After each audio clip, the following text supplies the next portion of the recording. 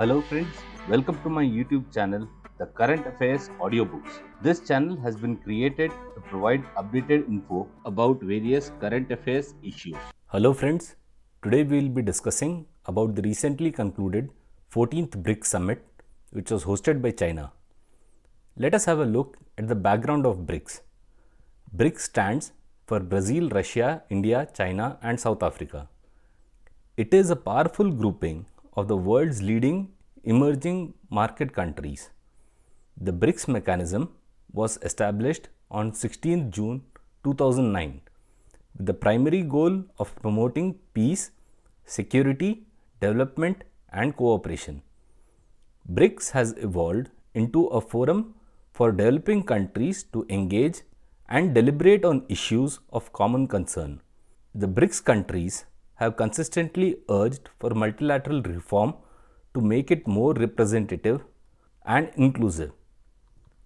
BRICS member nations represent 41% of the global population and contribute 24% of the global GDP.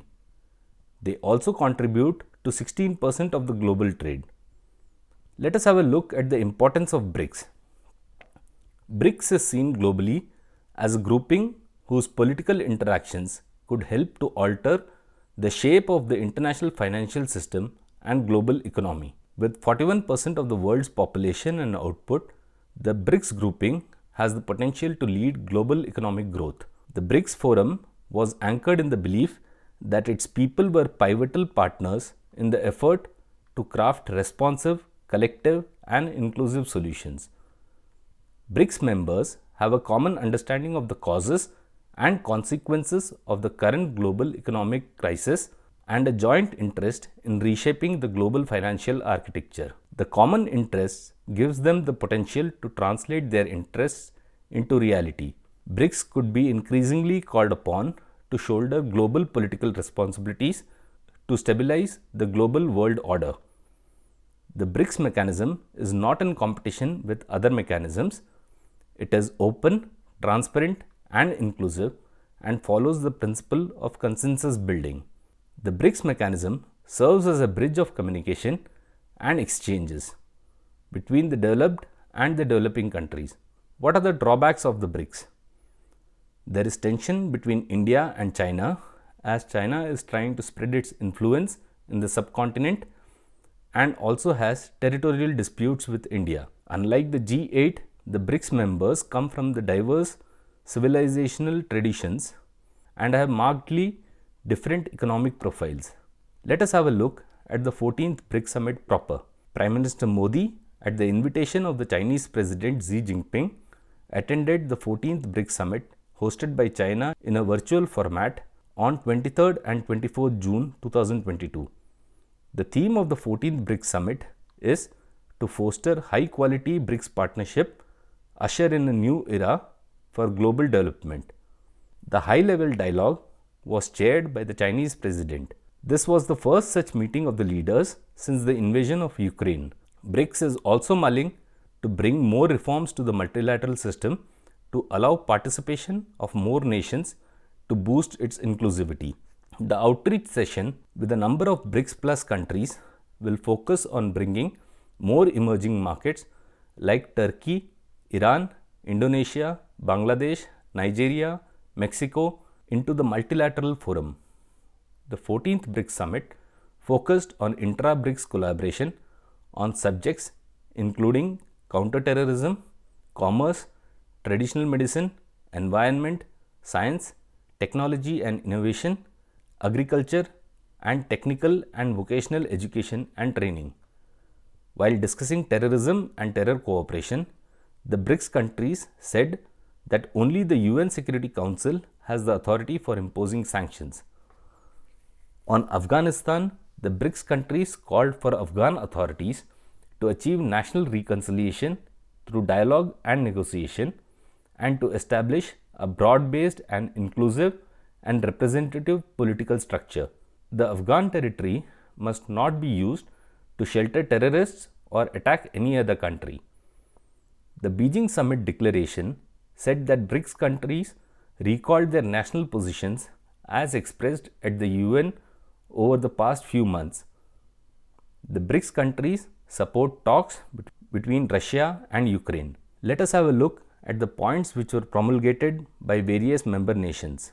Coming to Russia, blaming selfish actions by Western countries for the economic crisis arising due to sanctions, Russian President called for the strengthening of the BRICS with other countries pursuing an independent policy.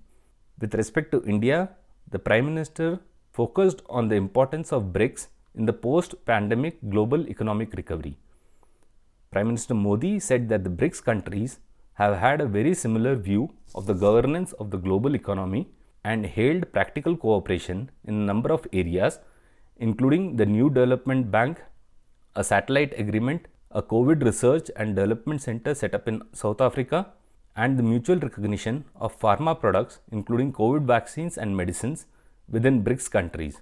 The Prime Minister reiterated that there are multiple areas wherein, through cooperation between BRICS nations, the citizens have benefited by increasing connectivity between BRICS youth summits, BRICS sports, civil society organizations, and think tanks. The Prime Minister also reiterated that these measures have strengthened people-to-people connect. The Chinese President too called on members to reject the Cold War mentality and oppose the US and European Union's unilateral sanctions. Mr. Xi said that the BRICS grouping of emerging economies in the developing world should encourage true multilateralism in the world and urge the world to reject the Cold War mentality and block confrontation, oppose unilateral sanctions and abuse of sanctions, and reject the small circles built around hegemonism by forming one big family belonging to a community with a shared future for humanity. The Chinese President suggested a 4-point cooperation plan for BRICS countries and those from Asia, Africa and South America who took part in the proceedings on 24th of June, including the need for equity and justice in multilateral organizations, a strong joint COVID response, pooling strength for economic recovery and keeping supply chains secure, and more investment in property elevation, education, health and food security. Let us have a look at the BRICS Declaration. The BRICS Declaration read as follows: we support talks between Russia and Ukraine.